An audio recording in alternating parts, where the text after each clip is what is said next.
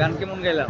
Hello, আসসালামু আলাইকুম। আমি খুশি আফজাল। আজকে চলে এসেছি শিল্পীকলা একাডেমিতে আমাদের বাংলাদেশের জনপ্রিয় কণ্ঠশিল্পী রাশেদ জামান ভাইয়ের সাথে চমৎকার দুটি গান মানে দর্শকের মন জয় করলো।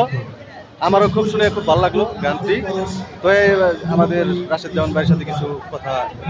আচ্ছা, আমি তো আসলে যে জায়গায় যাই খুশি আফজালের পাশে রাখি, কারণ হচ্ছে আমার ছোট ভাই। তো আরেকটা জিনিস যেটা হচ্ছে যে আমি গান করার সময় আমার ভিডিওটাও করে খুব সুন্দর, আমার লাইভও করছে।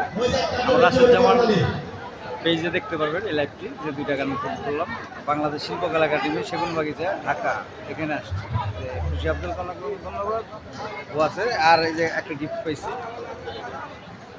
পিঠা পিঠা উৎসব যেহেতু, তো পিঠা গিফট শিল্পকলা থেকে, ধন্যবাদ।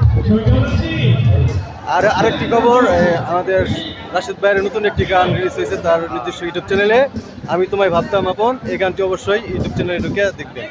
আমি তোমায় ভাবতাম আপন, আমি তোমায় ভাবতাম আপন, মিথ্যা ছিল ভাবনা, তুমি আমার আপন ছিলে না কখনো না, তুমি আমার আপন ছিলে না। ওকে, ধন্যবাদ সবাই। এখন ঠিক আছে, সবাই ভালো থাকবেন। আল্লাহ হাফেজ।